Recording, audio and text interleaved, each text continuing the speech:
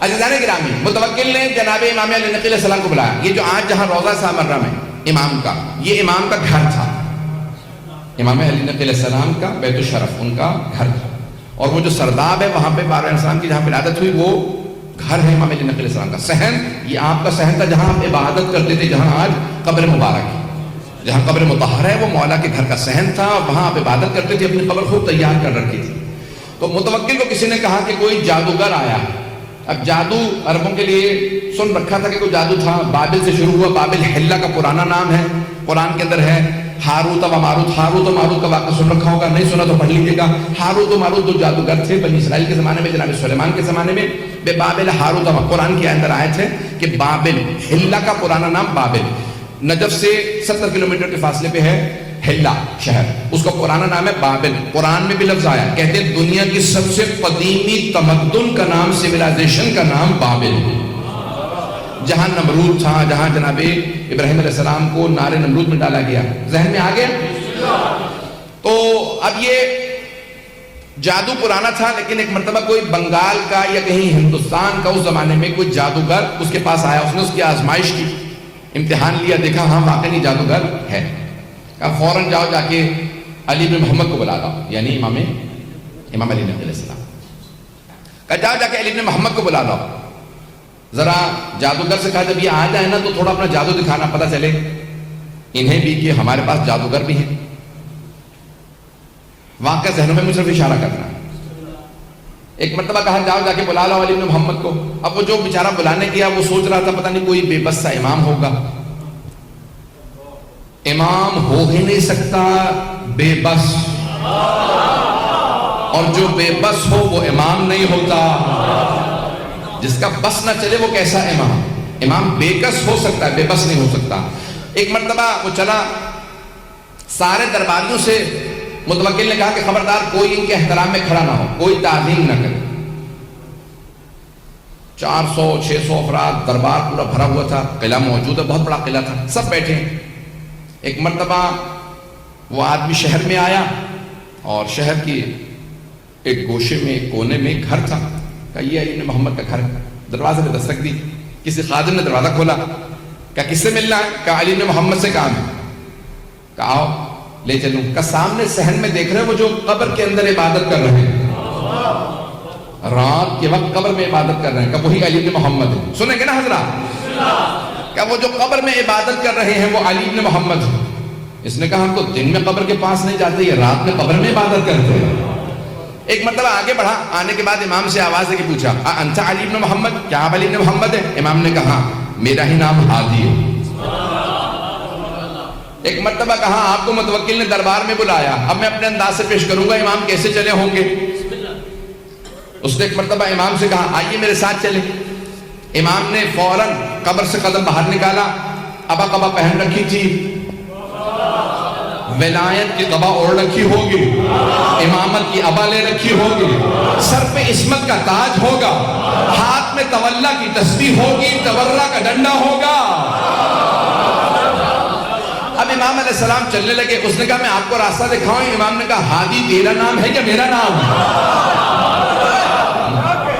جیسے ایک مرتبہ امام علیہ السلام نے کہا نا ہادی تیرا نام ہے، اس نے کہا ہادی تو آپ ہیں. امام نے کہا پھر میں راستہ جانتا ہوں. پتہ نہیں لوگ ہیں یا نہیں.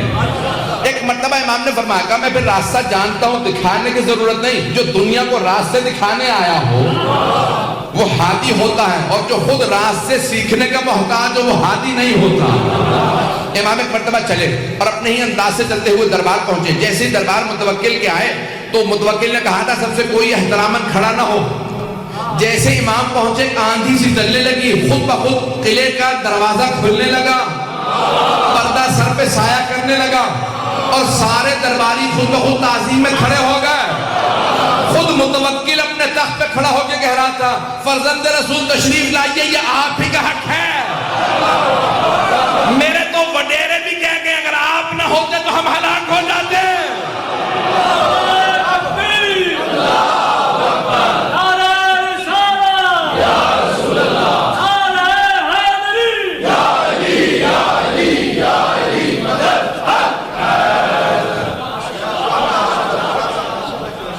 ایک مرتبہ امام علیہ السلام چلے اور جیسے ہی دربار میں داخل ہوئے سارا دربار امام کی تعظیم میں کھڑا ہو گیا. متوکل نے کہا فرزند رسول تشریف لائیے. امام نے کہا ہمیں تیرے تخت سے ظلم کی بو آتی ہے, ہم تخت پہ نہیں بیٹھتے. امام کے لیے ایک مرتبہ مسند بچھائی گئی اور ایک سامنے میز نما شیشے کو رکھا اور کہا امام کے لیے کھانا لگا دیا جائے. اس نے جیسے کھانا رکھا فوراً اپنے جادوگر کو آنکھوں سے اشارہ کیا کہ اپنا جادو دکھا. واقعہ ذہنوں میں ہوگا اگر لوگ ہیں یا نہیں ہیں. مجھے تو اشارہ کرنا تھا. جیسے امام نے ہاتھ بڑھایا نا تو روٹی امام کے ہاتھ سے سرک گئی. امام روٹی تھوڑی دور ہو گئی. امام نے کہا جو بھی ہے باز آ جائے. عظمت امام علیہ السلام دیکھیے, نام نہیں لیتے, یہ نہیں کہتے میں جانتا ہوں جادوگر. امام نے کہا جو بھی ہے باز آ جائے. پھر امام نے دوسری مرتبہ ہاتھ بڑھایا, پھر ایک مرتبہ روٹی سرک گئی. امام نے ایک مرتبہ کہا کیا ان درباروں میں شرفاء کی زبان نہیں سمجھتے لوگ؟ تیسری مرتبہ امام نے روٹی کی طرف ہاتھ بڑھایا, ابھی پھر بھی وہ باز نہیں آیا. سارا دربار دیکھ رہا تھا جادوگر اب کیا کرتا ہے. جیسے ہی امام نے ہاتھ بڑھایا, جیسے ہی تیسری مرتبہ روٹی ہاتھ سے سرکی, اس دیوار کے اوپر غالیچہ تھا, غالیچے پہ ایک شیر کی تصویر بنی تھی. لیکن جادوگر کو جواب دینا تھا, پتہ نہیں لوگ پہنچ رہے نہیں پہنچ رہے. جادوگر کو جواب دینا مقصود تھا, اسے بتانا تھا تو جادوگر ہے, ہم صاحب اعجاز ہیں. امام نے ایک مرتبہ وہ جو دیوار کے اوپر غالیچہ تھا, غالیچے کو دیکھا جس پہ اسد کی, شیر کی تصویر بنی تھی. عربی زبان میں شیر کو اسد کہتے ہیں. امام نے شیر کو دیکھ کے عربی میں کہا ایھا الاسد, او شیر تو دیکھ رہا تیرے امام کی توہین ہو رہی ہے. ایک مرتبہ سارا بندہ پریشان ہونے لگا. لگ یہ رہا تھا کہ غالیچے پہ جو شیر کیا عکس بنا ہے وہ عکس نہیں رہا, شیر بن رہا ہے. وہ شیر بن کے آگے بڑھا. نہ اس نے امام سے پوچھا کہ کسے کھاؤں. ایک مرتبہ جادوگر کی طرف بڑھا, اسے بغیر خون کا قطرہ گرائے پورا نکل گیا. اور پورا نکلنے کے بعد امام کے سامنے آ کے کھڑا ہوا اور ایک مرتبہ فصیح عربی زبان میں کہا فرزند رسول اگر آپ اجازت دیں متوکل کو کھا لو. متوکل نے ہاتھوں کو باندھا, کہا فرزند رسول اس سے کہیے واپس چلا جا, یہ دوبارہ عکس بن جائے. امام نے اشارہ کیا واپس چلا جا. کہا وہ میرا جادوگر تو واپس کر دے, وہ بہت قیمتی تھا, میں ہندوستان سے ہند سے لایا تھا. عربی میں ہندوستان کو ہند کہتے ہیں. کہا میں ہند سے لایا تھا, وہ معمولی نہیں تھا. اس شیر سے کہیں میرا ساحر میرا جادوگر واپس کر دے. ساحر عربی میں کہتے ہیں جادوگر کو.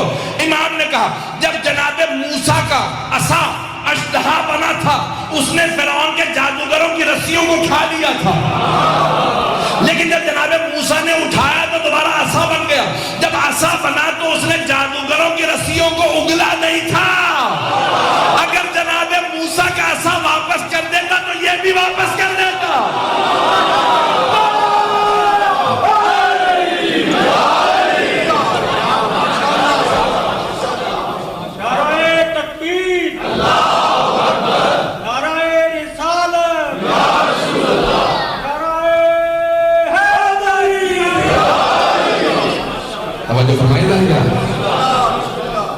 قرآن میں لکھا ولن تجدوا فی سنت اللہ تبدیلا, تم اللہ کی روش میں کبھی تبدیلی نہیں پاؤ گے. جب وہ عصائے موسیٰ اژدہا نہیں لوٹاتا, سانپوں کو نہیں لوٹاتا, تو یہ بھی پلٹ جائے گا. عزیزان گرامی واقعہ مکمل کر دوں,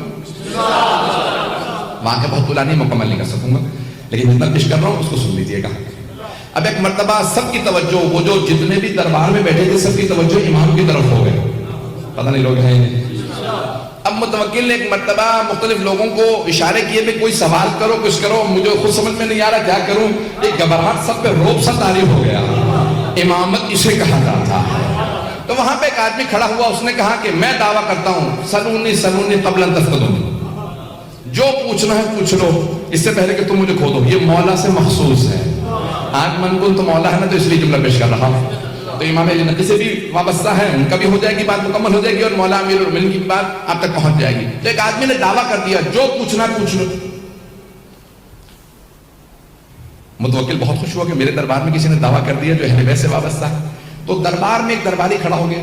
اچھا, اس کے سوال سے پتہ چل رہا کہ وہ تقیہ میں تھا لیکن تھا شیعہ. پتہ نہیں بات پہنچی یا نہیں پہنچی. سوال کرنے والے سے اندازہ یہ ہوتا کہ وہ شیعہ تھا. اس نے کیا سوال کیا؟ اچھا سوچ لے, جو پوچھنا ہے پوچھ لو.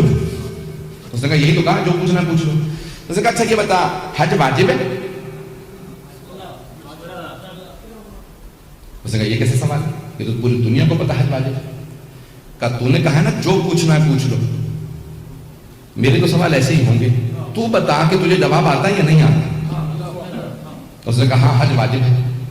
اچھا یہ بتا پھر انبیاء پہ بھی حج واجب تھا؟ تھوڑی دیر سوچنے لگا, پھر کہا کہ انبیاء پہ بھی حج واجب ہی تھا. اس نے کہا سوچ لے. کہا نہیں اچھا انبیاء پہ حج واجب تھا.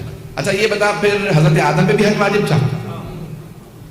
اب پریشان ہو گیا, کہنے لگا واجب بھی رہا ہوگا. اس نے کہا کہ واجب رہا ہوگا یا واجب تھا؟ اب ایک مرتبہ اسے ہی پسینے آنے لگے جیسے مجھے پسینے آ رہے ہیں. مجھے تو پنکھا نہ ہونے کی وجہ سے پسینے آ رہے ہیں, اسے جواب نہ آنے کی وجہ سے پسینے آ رہے تھے. یہ نہیں تقاضا کرنا کہ مجھے پنکھا چاہیے. کراچی میں ایک بار مرتبہ گر چکا ہوں, یہاں پہ بھی آپ کی کراچی جیسے گرمی ہے لیکن الحمدللہ پھر بھی قابل برداشت ہے. توجہ میرے ساتھ رکھیے گا. صاحب مجلس کو زیادہ پریشانی ہوتی ہے, وہ میرے خیال میں پنکھا لینے چلے گئے. توجہ رہے گی میرے ساتھ. تو ایک مرتبہ کہا کہ بتا حضرت آدم پہ حج واجب تھا؟ اس نے کہا کہ واجب ہی ہوگا, واجب رہا ہوگا. اس نے کہا اچھا یہ بتا واجب تھا یا واجب رہا ہوگا؟ اس نے کہا نہیں واجب تھا. اس نے کہا اچھا اگر حضرت آدم پہ حج واجب تھا تو بتا انہوں نے کیا تھا حج؟ آپ تو ایسے خاموش بیٹھے جیسے آپ لوگوں سے پوچھ لیا میں نے سوال. تو کہنے لگا کہ بھئی کیا ہی ہوگا, اگر واجب تھا تو انہوں نے کیا ہی ہوگا. کہا بتا انہوں نے حج کیا تھا یا نہیں کیا تھا؟ تو کچھ سوچ کے کہنے لگا حضرت آدم نے حج کیا تھا. اس نے کہا کیا پوچھ لے گا زیادہ سے زیادہ. کہا حضرت آدم نے حج کیا تھا. کہا اچھا یہ بتا اگر حضرت آدم نے حج کیا تھا تو ان کا سر کس نے مونڈا تھا؟ حلق واجب ہے, حج میں سر کا مونڈنا واجب ہے. جناب آدم تھے زمین پہ پہلے بشر, پتہ نہیں آپ تو. کہا اگر انہوں نے حج کیا تھا تو بتا ان کا سر کس نے مونڈا تھا؟ اب بہت پریشان ہوا, کچھ دیر بعد کہا مجھے نہیں پتا. وہ پوچھنے والا بہت ذہین تھا. اس نے کہا جتنی اونچی آواز سے کہا تھا نا سلونی, اتنی ہی اونچی آواز سے کہے مجھے نہیں پتا, تو جاہل ہے, تجھے کہنا ہی نہیں چاہیے تھا سلونی. ایسا نہیں کہ میرے پاس بھی مجھے ہوا آ رہی ہے, میرے لیے اتنا کافی ہے. ایک مرتبہ اس نے کہا کہ اگر نہیں جانتا تو کہہ تو جاہل ہے. اس نے کہا کہ ہاں میں جاہل ہوں, نہیں جانتا. اب متوکل کو پریشانی ہوئی, کہا میرے دربار میں کوئی ایسا ہے جسے اس سوال کا جواب آتا ہو؟ سارے درباری امام علی نقی کو دیکھنے لگے. جب سب نے امام علی نقی علیہ السلام کو دیکھا, متوکل چہرے پڑ رہا تھا, اس نے بھی امام کی طرف رخ کیا. کہا فرزند رسول کیا آپ جانتے ہیں؟ مولا نے کہا ہاں میں جانتا ہوں. کہا بتائیے پھر جناب آدم نے حج کیا؟ امام نے کہا ہاں. کہا بتائیے سب سے پہلے جناب آدم ہی نے کعبہ بنایا تھا. اب یہ بہار میں بڑا تفصیلی واقعہ موجود ہے, وقت نہیں ہے. امام نے کہا حضرت آدم نے سب سے پہلے کعبہ بنایا, اور اللہ نے کہا آدم آپ کی نسل میں حاجرہ آئے گی, صفا مروہ کے درمیان چلے گی, یہاں پہ سعی ہے, اس کے بعد حلق ہے. تو کہا حلق کس نے کیا؟ کہ جب حلق کی نوبت آئی تو جناب جبرائیل جنت سے یاقوت لے کے نازل ہوئے, جناب آدم کے سر پہ پھیرتے جاتے تھے, جہاں جہاں پھیرتے جاتے تھے بال گرتے جاتے تھے, جہاں جہاں اس یاقوت کی روشنی گئی اللہ نے سب کو حرم قرار دے دیا.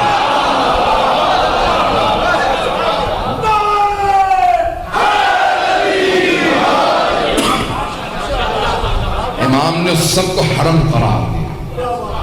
ایک مرتبہ متوکل نے کہا فرزند رسول آپ کہیے سلونی. امام نے کہا کیونکہ میرے جد علی ابن ابی طالب نے کہا تھا اس لیے میں نہیں کہا, لیکن میں ان کے علم کا وارث ہوں, جو پوچھنا ہو پوچھ لو. اللہ نے گرامی وہاں پہ سوال ہوئے, بس بھئی میں نے کہا وقت نہیں ہے, میں انشاءاللہ اگلے مرحلے میں جا رہا ہوں. تو ایک مرتبہ کسی نے سوال کیا بتائیے فرزند رسول یہ فجر کی نماز واجب کیوں ہے؟ فجر کی نماز واجب کیوں ہے؟ کہ جب اللہ نے جناب آدم کو زمین پہ بھیجا تو رات کا وقت تھا, ایک تو جنت کی جدائی, دوسرے اللہ کی ناراضگی, تیسرے جس جگہ پہ آئے وہاں تاریکی ہی تاریکی. تو جناب آدم پوری رات روتے رہے. اچانک جیسے ہی صبح صادق ہوئی, زمین کی مشرقی طرف ایک مرتبہ ایک لکیر سے کھینچی جسے صبح صادق کہتے ہیں, تو جناب آدم سمجھ گئے یہاں پہ روشنی آئے گی. اس روشنی کو دیکھتے ہی صبح صادق کے وقت جناب آدم نے 2 رکعت نماز شکرانہ پڑھی، پروردگارہ تیرا شکر ہے یہاں روشنی آئے گی۔ اللہ نے کہا آدم تیری پوری نسل میں یہ تیری 2 رکعت نماز میں نے واجب قرار دی۔ یہ یادگار جناب آدم ہے، یہ جناب آدم کی یادگار ہے کہ 2 رکعت بس اسی طرح سے ظہر اور عصر مغرب عشاء سب پوچھا، سارے سوالات کرتے رہے، یہاں تک کہ ایک مرتبہ ایک چور کو لے کے آئے اور اس چور سے ایک مرتبہ متوکل نے خود پوچھا کہ واقعی تو چور ہے؟ اس نے کہا ہاں۔ کہا جانتا ہے چوری کی سزا کیا ہے؟ کہا ہاں، ہاتھ کاٹا جائے گا۔ کہا پھر بتاؤ مسلمان کی جتنے بھی وہاں پہ علماء بیٹھے تھے، کہا مسلمانوں بتاؤ ہاتھ کہاں سے کاٹا جائے گا؟ چور آیا۔